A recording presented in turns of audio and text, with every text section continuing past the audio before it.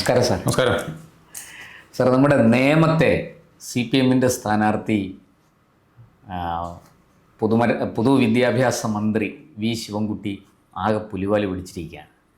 നേരത്തെ ഒരു കേസിൽ, അതായത് ഒരു മധ്യപ്രദേശിൽ നിന്ന് ഒരു പെൺകുട്ടി ഇവിടെ വന്ന് ഒരു മുസ്ലിം യുവാവിനെ വിവാഹം കഴിച്ചത്, അതിപ്പോൾ വലിയ കേസായിരിക്കുകയാണ്. കുട്ടിക്ക് പ്രായപൂർത്തിയായിട്ടില്ല എന്നാണ് മധ്യപ്രദേശ് സർക്കാരിൻ്റെ ഔദ്യോഗിക രേഖകൾ പറയുന്നത്. വീട്ടുകാർ കേസ് കൊടുത്തു. അവിടുന്ന് SC/ST കമ്മീഷൻ അടക്കം ഇവിടെ വന്ന് തെളിവെടുത്തിരിക്കുകയാണ്. അത് FIR ഇട്ടിട്ടുണ്ട്. മിക്കവാറും അത് വലിയ പുലിവാലാവും. അത് ശിവൻകുട്ടിക്ക് മാത്രമല്ല, ഗോവിന്ദൻ മാസ്റ്റർ, അതുപോലെ റഹീം ഒക്കെ പെടും അതിൽ. ഇപ്പോൾ ഇതാണ് കേരള മോഡൽ. ഇതാണ് കേരള, ഒരു പുതിയ Kerala model. Real Kerala story ഉണ്ടാക്കാൻ പോയതാണ്. പക്ഷെ അവർ പെട്ടുപോയി. അവിഹിത ബന്ധം, അനാചാര ബന്ധം, അനാശാസ്യ ബന്ധം, കുട്ടിയെ തട്ടിക്കൊണ്ടു ബാല്യ വിവാഹം, ഇങ്ങനെയൊക്കെ ഉള്ളത് കേരള മോഡലാണെന്ന് പറയാതെ പറയുകയാണ് ചെയ്യുന്നത്. അതെ. ഇപ്പോൾ സാർ, ആ കൂട്ടത്തിൽ ഇപ്പോൾ പുതിയൊരു വിഷയം കഴിഞ്ഞ ദിവസം പുറത്തു വന്നതാണ്. അത് മറ്റൊന്നുമല്ല, ഈ ഔദ്യോഗിക ലെറ്റർ പാഡിൽ ശിവൻകുട്ടി പൗരപ്രമുഖർക്ക് വോട്ട് അഭ്യർത്ഥിച്ചുകൊണ്ട് കത്തെഴുതി, മണ്ഡലത്തിൽ ചെയ്ത കാര്യങ്ങളൊക്കെ വെച്ച്. അദ്ദേഹത്തിന് അത് പറയാനുള്ള അവകാശമുണ്ട്. ഔദ്യോഗിക ലെറ്റർ പാഡിൽ എഴുതി, അതിന്റെ കോപ്പിയൊക്കെ പുറത്തു വന്നു. ഔദ്യോഗിക ലെറ്റർ പാഡിൽ എഴുതിയത് കഴിഞ്ഞ ദിവസം അത് ചില പത്രങ്ങളൊക്കെ അത് ഫ്രണ്ട് പേജിൽ തന്നെ വാർത്ത കൊടുക്കുകയും ചെയ്യും, ഇതിന്റെ പടം ഉൾപ്പെടെ. ഈ ലെറ്ററിന് ഗുരുതരമായ തെറ്റാണ്. അങ്ങനെയെങ്കിൽ ശിവൻകുട്ടി അയോഗ്യനാക്കപ്പെടുമോ? ഇത് സത്യമാണെങ്കിൽ ഇത് ഇലക്ഷൻ കമ്മീഷന്റെ പരിധിയിൽപ്പെട്ട ഒരു വിഷയം. പരാതി കൊടുത്തിട്ടുണ്ട്, BJP-യും കൊടുത്തിട്ടുണ്ട്, കോൺഗ്രസും കൊടുത്തിട്ടുണ്ട്. ഇതിന്റെ ഡേറ്റ് അദ്ദേഹം നോമിനേഷൻ നൽകിയതിന് ശേഷവും ഒക്കെ ആണെങ്കിൽ തീർച്ചയായും അദ്ദേഹത്തിന് ബുദ്ധിമുട്ടാവും. ഇദ്ദേഹം പറയുന്ന ന്യായം എന്താണെന്ന് വെച്ചാൽ, അത് നോമിനേഷൻ കൊടുക്കുന്നതിന് മുമ്പ് കൊടുത്തതാണ്, പഴയ കത്താണെന്നൊക്കെയാണ് അദ്ദേഹം പറയുന്നത്. അതിന് ഡേറ്റ് നോക്കണം. ഡേറ്റ് നോമിനേഷന് മുമ്പുള്ള ഡേറ്റ് ആണെങ്കിൽ ചിലപ്പോൾ അദ്ദേഹത്തിന് എക്സ്ക്യൂസ് കിട്ടും. നോമിനേഷന് ശേഷമുള്ള പെരുമാറ്റച്ചട്ടം പ്രഖ്യാപിച്ചതിന് ശേഷമാണ് ഈ കത്ത് വരുന്നതെങ്കിൽ പ്രശ്നമല്ല. അത് പ്രശ്നമാണ്, പക്ഷെ അത് ഇച്ചിരി ലൈറ്റാണ്. പക്ഷെ നാമനിർദ്ദേശ പത്രിക സമർപ്പിച്ച്, അതായത് ഒരു വോട്ട് അഭ്യർത്ഥിക്കുന്ന സ്റ്റേജിൽ എല്ലാവരും തുല്യരാണ്. നാമനിർദ്ദേശ പത്രിക സമർപ്പിച്ചു കഴിഞ്ഞാൽ നമ്മളെല്ലാവരും, അത് മന്ത്രിയില്ല, പ്രതിപക്ഷ നേതാവും ഇല്ല, പിച്ചക്കാരനും ഇല്ല, ഒന്നുമില്ല, എല്ലാവരും സ്ഥാനാർത്ഥികളാണ്. അതാണ് ജനപ്രാതിനിധ്യ നിയമം പറയുന്നത്. അതിനകത്ത് യാതൊരു വലിപ്പച്ചെറുപ്പവും ഇല്ല. സ്വതന്ത്രനും മുഖ്യമന്ത്രിക്കും, പിന്നെ ഇപ്പോൾ കെയർടേക്കർ മുഖ്യമന്ത്രിയാണ്, അദ്ദേഹത്തിന് പോലും ഒരു സ്പെഷ്യൽ പ്രിവിലേജ് ഇല്ല. നാമനിർദ്ദേശ പത്രിക സമർപ്പിച്ചു കഴിഞ്ഞാൽ അതിന് മുമ്പാണെങ്കിൽ വെറും സ്ഥാനാർത്ഥിയാണ്. അതിന് മുമ്പാണെങ്കിൽ ഈ പെരുമാറ്റച്ചട്ടത്തിന്റെ നിയമങ്ങളൊക്കെ വരാമെങ്കിലും അത് അത്ര കർക്കശമായിട്ട് ഇപ്പോൾ പിന്നെ അദ്ദേഹത്തിൻ്റെ നോമിനേഷൻ പിൻവലിക്കാനോ, അല്ലെങ്കിൽ ഇലക്ഷൻ തടഞ്ഞു വെക്കാനോ, അല്ലെങ്കിൽ ജയിച്ച സ്ഥാനാർത്ഥിയെ ജയിച്ചതായിട്ട് പ്രഖ്യാപിക്കാതിരിക്കാനോ എന്നുള്ള ഒരു ന്യായമായിട്ട് വരില്ല. നാമനിർദ്ദേശ പത്രിക സമർപ്പിച്ചതിന് ശേഷമാണെങ്കിൽ, ആ ഡേറ്റിന് ശേഷമാണെങ്കിൽ, അതിലിട്ടിരിക്കുന്ന ഡേറ്റ് പ്രധാനമാണ്. ആ ഡേറ്റ് അതിന് ശേഷമാണെങ്കിൽ പ്രശ്നം ഗുരുതരമാണ്. ഇന്ദിരാഗാന്ധി ഇന്ത്യൻ പ്രധാനമന്ത്രിയായിരുന്നപ്പോൾ അവരുടെ ഇലക്ഷൻ റദ്ദാക്കിയത് എന്താണ്? ഒറ്റ കാരണം കൊണ്ടാണ്. ഇന്ത്യൻ പ്രധാനമന്ത്രിയുടെ ഇലക്ഷനാണ് റദ്ദാക്കിയത്. അറിയാമോ? MP ആയിട്ടുള്ള അവരുടെ ആ സീറ്റ് റദ്ദാക്കിയത് രാജ്നാരായൺ കൊടുത്ത കേസിൽ അലഹാബാദ് ഹൈക്കോടതിയുടെ വിധിയിൽ ഒറ്റ കാരണം പറയുന്നത്, ഔദ്യോഗിക വാഹനം ഉപയോഗിച്ചു, ഉപയോഗിച്ചാൽ ദുരുപയോഗമാണ്. ഔദ്യോഗിക വാഹനം ഇലക്ഷൻ നോമിനേഷൻ കൊടുത്തു കഴിഞ്ഞതിന് ശേഷം ഉപയോഗിച്ചിട്ടുണ്ടെങ്കിൽ അത് ദുരുപയോഗമാണ്. യാതൊരു സംശയം. ഇലക്ഷന് വേണ്ടി അതിന് പോകുമ്പോൾ പോലും ഉപയോഗിക്കാൻ പാടില്ല. നാമനിർദ്ദേശ പത്രിക സമർപ്പിക്കാൻ പോകുമ്പോൾ പോലും സ്റ്റേറ്റുകാരിൽ പോകാൻ. പക്ഷെ സാർ, എനിക്ക് തോന്നുന്നു, ഞാൻ മുമ്പ് കണ്ടിട്ടുള്ളത്, പെരുമാറ്റച്ചട്ടം വന്നു കഴിഞ്ഞാൽ പിന്നെ മന്ത്രിമാര് അതുണ്ട് ഇല്ല, അത് ചെയ്യാനും പാടില്ല. അല്ല, പലപ്പോഴും ഇപ്പൊ നമുക്ക് തദ്ദേശ തെരഞ്ഞെടുപ്പൊക്കെ നമുക്കറിയാലോ. കാരണം ഇവര് മന്ത്രിമാരായിട്ടിരിക്കുകയും തദ്ദേശ അതാണ് ഇലക്ഷൻ ഡിക്ലെയർ ചെയ്ത് കഴിഞ്ഞാൽ പിന്നെ ഔദ്യോഗികമായി ഉപയോഗിക്കാൻ പാടില്ല. ഒരു കാര്യങ്ങളിലും അവർ ഇടപെടുകയോ ഉപയോഗിക്കുകയോ ചെയ്യരുതെന്നാണ് ചട്ടം. പക്ഷേ നാമനിർദ്ദേശ പത്രിക സമർപ്പിച്ചിട്ടും കൂടെ ആണെങ്കിൽ അത് അതീവ ഗുരുതരമായ കുറ്റമാണ്. ഞാൻ പറഞ്ഞില്ല, ഇന്ത്യൻ പ്രധാനമന്ത്രിയായിരുന്ന ഇന്ദിരാഗാന്ധിയുടെ ഇലക്ഷൻ റദ്ദാക്കാനായിട്ട് കാരണമായതാണ്. അതാണ് പിന്നീട് അടിയന്തരാവസ്ഥ ഉൾപ്പെടെയുള്ള പ്രഖ്യാപിച്ച് അവർക്ക് നിലനിൽക്കാൻ വേണ്ടി ചെയ്ത തത്രപ്പാടുകൾ നമുക്കറിയാമല്ലോ. അപ്പം അതുകൊണ്ട് ഇത് ഗുരുതരമായൊരു പ്രശ്നമാണ്. ഇലക്ഷന് മുമ്പാണെങ്കിൽ, ഈ നാമനിർദ്ദേശം കൊടുക്കുന്നതിന് മുമ്പാണെങ്കിലും തെറ്റാണ്. പക്ഷേ നാമനിർദ്ദേശം അത് കുറച്ചുകൂടെ ഒന്ന് ലൈറ്റായി. മറ്റേത് കടുകട്ടിയാണ്.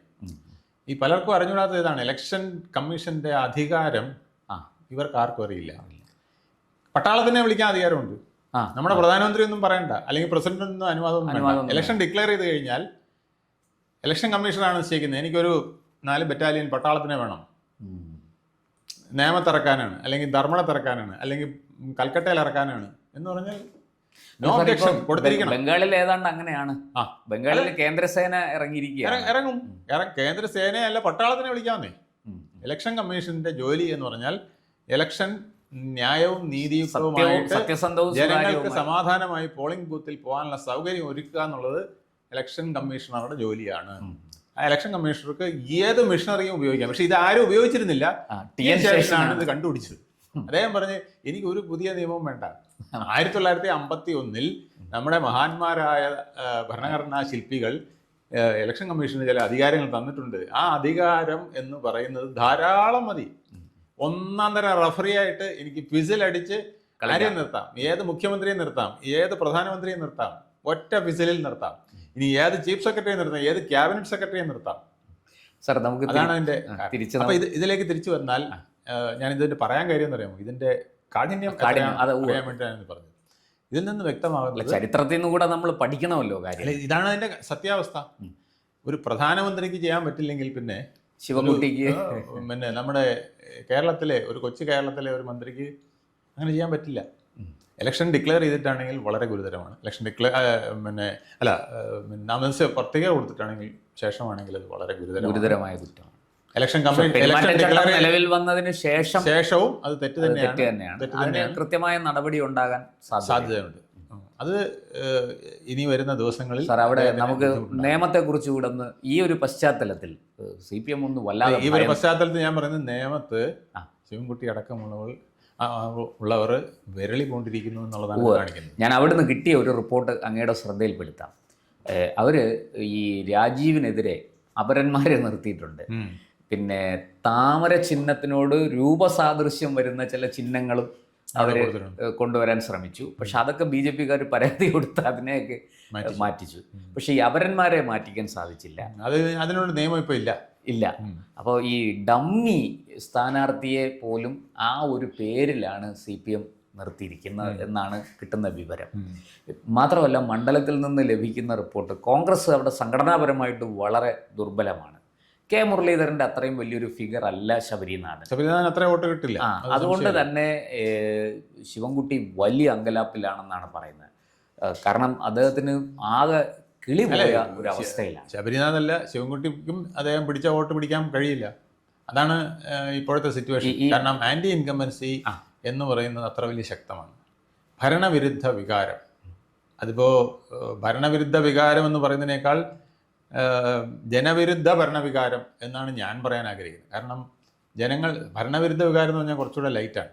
എന്ന് വെച്ചാൽ ഭരണത്തിൽ ചില പാളിച്ചകൾ, അപാകതകൾ, കുറച്ച് വിചാരിച്ചതുപോലെ കാര്യങ്ങൾ നടക്കാതിരിക്കുക, വാഗ്ദാനങ്ങൾ ചിലത് നടപ്പിലാക്കാൻ കഴിയാതെ വരിക, പ്രത്യേക സാഹചര്യങ്ങളിൽ വിലക്കയറ്റം അല്ലെങ്കിൽ മറ്റ് സുഖങ്ങൾ, പ്രശ്നങ്ങൾ, ഇങ്ങനെയൊക്കെ വരുമ്പോൾ സംഭവിക്കുന്നതാണ് ഈ ഭരണവിരുദ്ധ വികാരം. പെട്രോളിന്റെ വില 50 പൈസ കൂടിയാലും മതി, അതും ഭരണവിരുദ്ധ വികാരമായിട്ട് വരാം. മനസ്സിലായില്ലേ? അപ്പോൾ ഈ ഭരണവിരുദ്ധ വികാരമല്ല, ജനവിരുദ്ധ ഭരണവികാരമാണ്. ജനവിരുദ്ധമായിട്ട് ഭരണത്തിന്റെ ഫലമായിട്ട് വന്നിട്ടുള്ള വികാരമാണ്. അതായത് സ്ത്രീകൾക്കെതിരെയുള്ള അതിക്രമങ്ങൾ ചോദ്യം ചെയ്യപ്പെട്ടിട്ടില്ല. സ്ത്രീകൾക്ക് മാന്യമായ ഇപ്പോൾ പ്രതിഭയൊക്കെ കരയുമ്പം എനിക്ക് ചിരിയാണ് വരുന്നത്. കാരണം എന്നറിയാമോ, അവരുടെ പ്രശ്നം വലുതാണ്, അവരെ അവഹേളിച്ചത് തന്നെയാണ്, സംശയമില്ല. പക്ഷേ ഈ പ്രതിഭയ്ക്ക് എന്തുകൊണ്ട് ഇവിടെ 100 കണക്കിന് സ്ത്രീകൾ ബലാത്സംഗം ചെയ്യപ്പെട്ടപ്പോൾ, പീഡിപ്പിക്കപ്പെട്ടപ്പോൾ ഒന്നും ഈ പ്രതിഭയ്ക്ക് 140 ഒരാളായിരുന്നു പ്രതിഭ, അല്ലേ? ഭരണകക്ഷിയുടെ 99 പേരിൽ ഒരാളായിരുന്നു. അവർ എന്തുകൊണ്ട് അതിനുവേണ്ടി ഇറങ്ങിയില്ല? മഹിളാ അസോസിയേഷന്റെ ആളായിരുന്നു. അവർക്ക് വേണമെങ്കിൽ അപ്പോൾ പറയാമായിരുന്നു ഈ ചെയ്തത് തെറ്റാണെന്ന്. സാർ, അതിനകത്ത് ഒരു വളരെ ഉദാത്തമായൊരു മാതൃകയുണ്ട്. പ്രതിഭയ്ക്കെതിരെ ഇങ്ങനെ പറഞ്ഞപ്പോൾ പ്രതിപക്ഷത്തിരുന്ന ഉമാ തോമസ് അതിശക്തമായി പ്രതികരിച്ചു. അതാണ് വേണ്ടത്. അവർ വളരെ രൂക്ഷമായിട്ട് പ്രതികരിച്ചു. ഇയാൾക്കെതിരെ നടപടിയെടുക്കണം, ശിക്ഷിക്കണം, നിയമത്തിന്റെ മുന്നിൽ എത്തിക്കണം എന്ന് പറഞ്ഞാണ് ഉമാ തോമസ്. അതാണ് ഒരു സ്ത്രീ ചെയ്യേണ്ടത്. കാരണം സ്ത്രീ വിരുദ്ധ നിലപാടുകൾ, കാരണം സ്ത്രീകൾക്ക് സമൂഹത്തിൽ ഒരുപാട് ബുദ്ധിമുട്ടുകളുണ്ട്. അവർക്ക് നേരെ ബസ്സിൽ പോകാൻ പോലും പറ്റാത്ത സാഹചര്യം നമ്മുടെ നാട്ടിലുണ്ട്. നമ്മളിവിടെ ഓർഡർ ആകെ തകർന്നു. അതാണ് രണ്ടാമത്തെ വിഷയം. മനസ്സിലായില്ലേ? ഭരണവിരുദ്ധ വികാരത്തിന്റെ അല്ലെങ്കിൽ ജനവിരുദ്ധ ഭരണത്തിന്റെ വികാരം ഉണരാനുള്ള പ്രധാന കാരണം ഈ പോലീസ് സ്റ്റേഷനുകൾ നീതിന്യായ വ്യവസ്ഥയുടെ പരിധി വിട്ട് ഒരു ഹുളിഗാനിസത്തിലേക്ക് പൊതുവേ ഒരു ആരോപണം ഉയരുന്നത്, ആക്ഷേപം ഉയരുന്നത്, പോലീസുകാർക്ക് ഇപ്പം മുഖ്യമന്ത്രിക്ക് എസ്കോർട്ട് പോകാനുള്ള സമയമേ ഉള്ളൂ. അല്ല അല്ലാതെ അവർക്ക് നീതിന്യായം നടപ്പാക്കാനുള്ള സമയമോ സൗകര്യമോ ഇല്ല. സമയമോ സൗകര്യമോ ഇല്ലാത്തത് മാത്രമല്ല, അതിനുവേണ്ടി പിന്നെ കഴിവുള്ളവരെ അവിടെ നിയോഗിക്കുന്നില്ല. ഒരു പിന്നെ SHO എന്ന് പറയുന്ന ആള് നിഷ്പക്ഷനായിരിക്കണം. അയാളാണ് ജനങ്ങളുടെ മുമ്പിൽ ആദ്യത്തെ കോടതി അതാണ്. ഞാൻ VS അച്യുതാനന്ദൻ പറയുന്നത് പലപ്പോഴും കേട്ടിട്ടുണ്ട്. നമ്മളൊരു നിയമം ഉണ്ടാക്കുമ്പോൾ അത് ജനങ്ങൾക്ക് യാതൊരു ബുദ്ധിമുട്ടും കൂടാതെ ലഭിക്കുന്നതായിരിക്കണം. അവർക്ക് കോടതിയിൽ പോകാനുള്ള സൗകര്യം ഉണ്ടാക്കി കൊടുക്കരുത്. കോടതി എന്ന് പറയുന്നത് 5 വർഷം 10 വർഷം ആയാലും തീരൂല്ല, പണം കൊണ്ടുവരിക്കണം. ഒരു പഴഞ്ചൊല്ലുണ്ട്, പണച്ചെലവും പരിഹാസവടിയും. അതെ, അതാണ് കോടതി. അതുകൊണ്ട് സ്ട്രെയിറ്റ് ആയിട്ട് അവർക്ക് നീതി കൊടുക്കണം. അതിനുള്ള മാർഗം ഒന്ന് പോലീസ് സ്റ്റേഷൻ. അതല്ലേ നമ്മുടെ വീടിന്റെ ഒരു അതിര് തർക്കം പോലീസ് സ്റ്റേഷനിൽ പറയുമ്പം ഇവിടെ കുത്തി അവിടെ കിടന്നിടത്ത് തന്നെ എടുത്ത് വെക്കടാ എന്ന് പറഞ്ഞാൽ അത് തീരും. അത് പകരം അത് ചെയ്യാതെ പോലീസ് ചെയ്യാതിരുന്നാൽ, അവിടുന്ന് പോലീസ് ഒരു നിഷ്ക്രിയമായാൽ നമ്മൾ സിവിൽ കേസ് കൊടുക്കും. 5 വർഷം 10 വർഷം കഴിഞ്ഞാൽ ഈ സിവിൽ കേസ് കോടതി കമ്മീഷനെ വെക്കും. അതാണ് വെറും ഒരു നമ്മൾ ആ പാട് നോക്കിയിട്ടതാ ഈ കല്ല് ഇവിടെ അല്ലേ കിടന്നേ, ഇത് ഇവിടെ തന്നെ നിങ്ങൾ സ്ഥാപിക്കുമെന്ന് പറയാവുന്ന ഒറ്റ കാര്യമേ ഉള്ളൂ. 4 നാട്ടുകാരെ കൂടെ വിളിച്ചിട്ട് ഇതല്ലേ ഇതിന്റെ ശരിയും ചോദിച്ചാൽ അത്രയേ ഉള്ളൂ, തീർന്നു. SI കൗൺസിലറെയോ പഞ്ചായത്ത് മെമ്പറെയോ കൂട്ടിക്കൊണ്ട് തീർക്കാവുന്ന പ്രശ്നമേ ഉള്ളൂ. അപ്പൊ ഇതുപോലെ ഭരണവിരുദ്ധ വികാരം ശക്തമാണ്. അത് നിയമത്തും ഉണ്ട് സാറേ. നിയമത്തെ മറ്റൊരു കാര്യം കൂടി ഞാൻ ശ്രദ്ധയിൽപ്പെടുത്താം. നിയമം അവിടുന്ന് കിട്ടിയ റിപ്പോർട്ട് നിയമത്തും ഉണ്ട്, ധർമ്മടത്തും ഉണ്ടെന്ന് ഞാൻ പറയും. കാരണം രാജീവ് ചന്ദ്രശേഖർ അവിടെ ഒരു അദാലത്ത് നടത്തി. 5000 പേരാണ് ആ മണ്ഡലത്തിൽ നിന്ന് പരാതിയായിട്ട് വന്നത്. ഇത് ലൈവാണ്, ഇതൊന്നും കള്ളം പറയുന്നതല്ല. ആ മണ്ഡലത്തിൽ ഉദാഹരണം ഞാൻ പറയാം. ഇപ്പം അടുത്ത ഇലക്ഷനിൽ ധർമ്മടത്ത് എത്ര വോട്ട് കിട്ടുമെന്നുള്ളത് നമുക്ക് പറഞ്ഞറിയിക്കാൻ. എന്തായാലും സാറ് വടകരയെന്നോ കൊയിലാണ്ടിന്നോ അല്ലെങ്കിൽ കാസർഗോഡെന്നോ ഒന്നും ആരും പരാതിയായിട്ട് ധർമ്മടത്ത് വരുമല്ലോ. ധർമ്മടത്തുള്ളവർ തന്നെയല്ലേ വരുന്നത്. 5000 പേര് മുഖ്യമന്ത്രിയുടെ മണ്ഡലത്തിൽ പരാതിയുമായിട്ട് വന്നിരിക്കുന്നു എന്ന് പറയുന്നത് ഒരു ചെറിയ കാര്യമല്ല സാർ. ഈ നിയമത്ത് മറ്റൊരു വിഷയം, നിയമത്ത് ഉയർത്തി കാണിക്കുന്നത് കാലടി സ്കൂള്. ഈ പണ്ട്, അതായത് 2011-16 കാലത്ത്, ഉമ്മൻചാണ്ടി സർക്കാരിൻ്റെ കാലത്ത് ശിവൻകുട്ടി വലിയ ഫൈറ്റ് രാജഗോപാലിനോട് നടത്തി. പറഞ്ഞതുപോലെ കുറച്ച് മുസ്ലിം വോട്ടൊക്കെ പിടിച്ച് BJP ജയിക്കാതിരിക്കാൻ അവരുടെ കാരുണ്യം കൊണ്ട് നിയമസഭയിലെത്തിയ ആളാണ്. അന്ന് ഈ കാലടി സ്കൂളിന് +2 അനുവദിക്കണമെന്ന് പറഞ്ഞ് അദ്ദേഹം ഒരു അപേക്ഷ കൊടുത്തു, നിവേദനം കൊടുത്തു. മുഖ്യമന്ത്രി അത് വാങ്ങി വേണ്ടത് ചെയ്യാമെന്ന് ഉറപ്പ് കൊടുത്തു. പക്ഷെ നടന്നില്ല. കാരണം ഈ സ്കൂള് വളരെ ശോചനീയ അവസ്ഥയിലായിരുന്നു. അപ്പോൾ കെട്ടിടം പുതുക്കി പണിയാതെ ഇത് കൊടുക്കാൻ സാധിക്കില്ല. അന്ന് ഫണ്ട് കണ്ടെത്താൻ കഴിഞ്ഞില്ല സർക്കാരിന്, അതങ്ങനെ നീണ്ടുപോയി. അത് കഴിഞ്ഞ് 2016 നമ്മുടെ പിണറായി സർക്കാർ വന്നപ്പോൾ നമ്മുടെ രാജഗോപാലാണ് ജയിച്ചത്. അദ്ദേഹം വളരെ കഷ്ടപ്പെട്ട് സ്വന്തം ഫണ്ട്, MLA ഫണ്ടും ഒക്കെ ഉപയോഗിച്ച് കയറി ഇറങ്ങി നടന്ന് ഈ കാലടി സ്കൂളിന് പുതിയ കെട്ടിടം ഉണ്ടാക്കിയെടുത്തു. പക്ഷേ അപ്പോഴത്തേക്കും സമയം കഴിഞ്ഞു. ഈ കെട്ടിടമൊക്കെ ഉദ്ഘാടനം കഴിഞ്ഞു, +2 കൊടുക്കാൻ. അപ്പോൾ പഴയ നിവേദനമുണ്ട്, ഇദ്ദേഹം അതിൻ്റെ ഫോളോ അപ്പ് ചെയ്തുകൊണ്ടിരുന്നു, എങ്കിലും നടന്നില്ല. ഇപ്പോഴിതാ ശിവൻകുട്ടി അവിടെ വിദ്യാഭ്യാസ മന്ത്രിയായി വന്നു. 5 കൊല്ലമായിട്ട് ഇപ്പോൾ കെട്ടിടമുണ്ട്, അടിസ്ഥാന സൗകര്യങ്ങളുണ്ട്, എല്ലാം മികച്ചതാണ്, ഒരു പ്രശ്നവുമില്ല. കുട്ടികൾക്ക് സുരക്ഷിതരായിട്ടിരുന്ന് പഠിക്കാം. പക്ഷേ ഈ 5 വർഷവും അദ്ദേഹം ആ സ്കൂളിന് +2 കൊടുത്തില്ല. ഇത് നാട്ടുകാർ, അത് കാലടി നിവാസികൾ മാത്രമല്ല, ആ പ്രദേശം മുഴുവനും, ഏതാണ്ട് കരമന തൊട്ട് അങ്ങോട്ട് ഈ കാലടിയും അതിൻ്റെ പരിസരവും, എന്തിന് മണക്കാട്, ആറ്റുകാൽ, കുരിയാത്തി, ആ സ്ഥലത്ത് പോലും വലിയ രീതിയിൽ പ്രതിഷേധമുണ്ട്. അവർ പറയുന്നത് ഇത് ഏതോ സ്വകാര്യ സ്കൂളിനെ സഹായിക്കാനാണ് ഇത് ചെയ്തതെന്നാണ് പറയുന്നത്, ഈ +2 അനുവദിക്കാതിരുന്നത്. ഒരുപാട് പാവപ്പെട്ട ആൾക്കാർ, ഇടത്തരക്കാർ തിങ്ങിപ്പാർക്കുന്നൊരു സ്ഥലമാണ്. ഇതും ശിവൻകുട്ടിക്ക് വലിയ എതിരായിരിക്കുന്നു എന്നാണ് അവിടുന്ന് കിട്ടുന്ന റിപ്പോർട്ട്.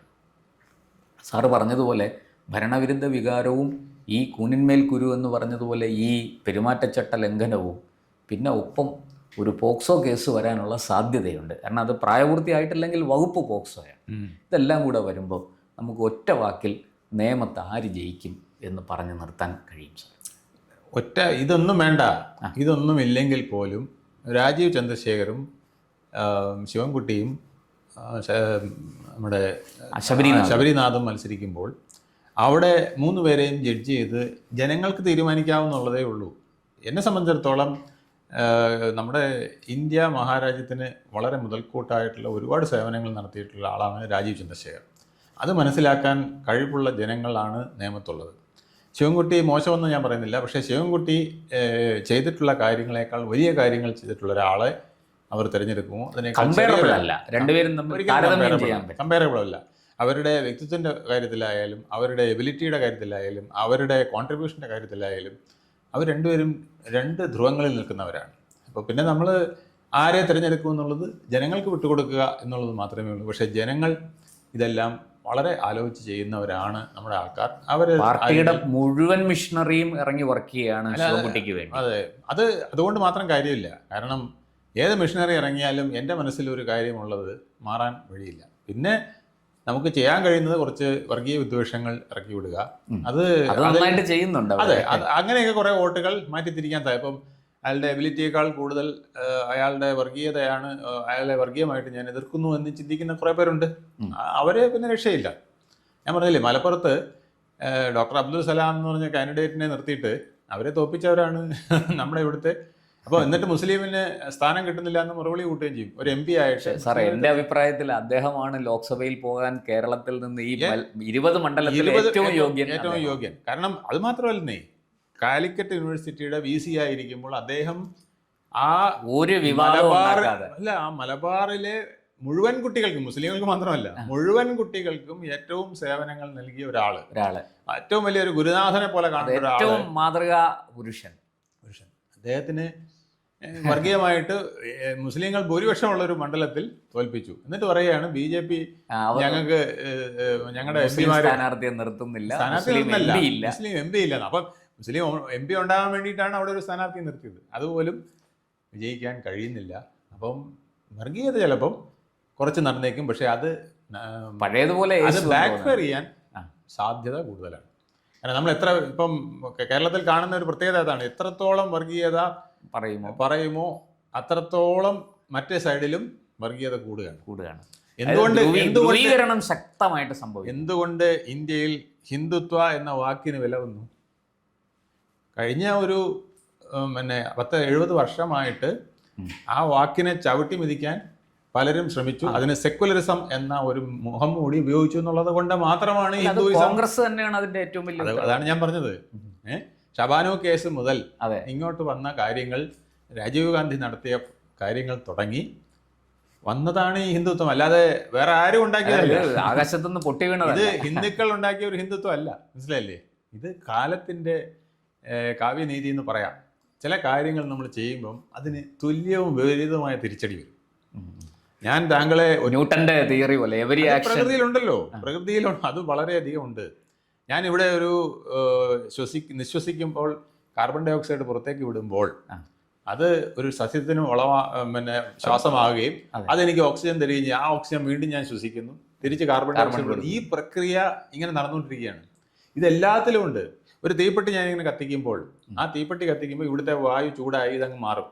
അപ്പോൾ തണുത്ത കാറ്റ് അവിടെ നിന്ന് ഇങ്ങോട്ട് വരും. നമ്മൾ മഴ പെയ്യുന്നതിന്റെ കാര്യം പഠിച്ചിട്ടില്ലേ? ഇതുപോലെയാണ് ഈ പ്രകൃതിയിലെ എല്ലാ തിയറിയും.